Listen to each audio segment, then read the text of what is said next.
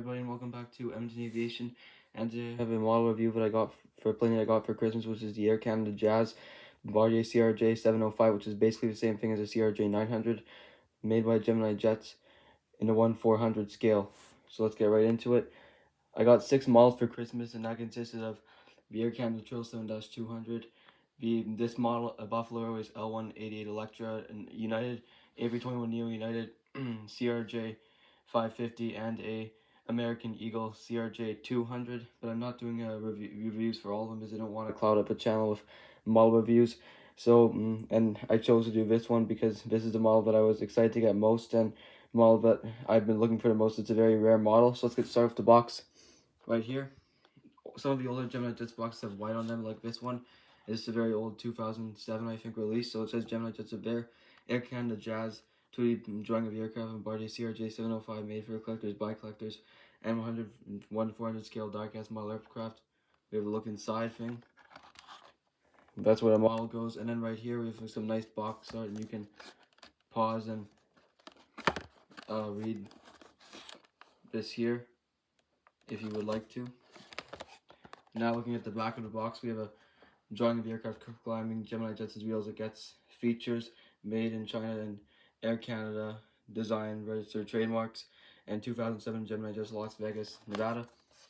Right here we have another drawing of the aircraft, Bombardier CRJ-705 1/400 diecast model, and then the item number, and then Gemini Jets. Once again, we have Gemini Jets and then the 1/400 diecast model scale and all quality stuff. Now we have another drawing of the aircraft and Gemini Jets and Bombardier CRJ-705. And then we have the adult collectible model made in China and a barcode, and then Gemini Jets. So now let's get started with the best part, which is the model. Bring it into view here. It's very well, it's a very great detailed model. So if it'll focus right here, you can see the front of it. Oh well, I guess you can't, but you can see windshield wipers, cockpit windows, star lines, logo of the L1 door, nose gear, and then the exit hatch at the top for pilots if needed.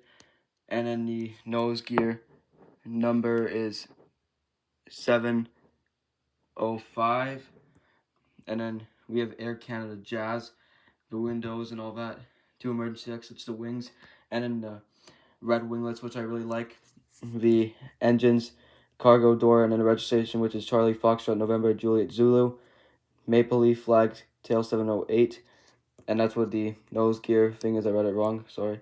And then the vertical or the horizontal stabilizers with the elevators on it, and then there's the vertical stabilizer right there. And the other side, registration, engines, winglets, the wings. The landing gear does roll, by the way. The emergency exit doors, Air Canada Jazz, and then the boarding door and the Star Lines colors, and then 708. And here's a view of the front of the aircraft from the side, from the rear, and then from the other side. And then right here on this side we have some cargo boarding doors, and here's the bottom landing gear, and there's an area for stand Gemini Jets and the nose gear. So that's basically it for this model review. I will say about Gemini, the Air Canada Jazz is not a thing anymore, but it is still an airline. The livery is just gone as it was changed into Air Canada Express, which is what operates all the regional aircraft, which is what all the regional aircraft stay on Air Canada right now, but they're all operated by either Air Canada, with either Jazz Aviation, which is based in Halifax, or PAL Airlines, which is also based somewhere in the Maritimes. So anyways, thank you guys for watching. I'll see you guys back next time.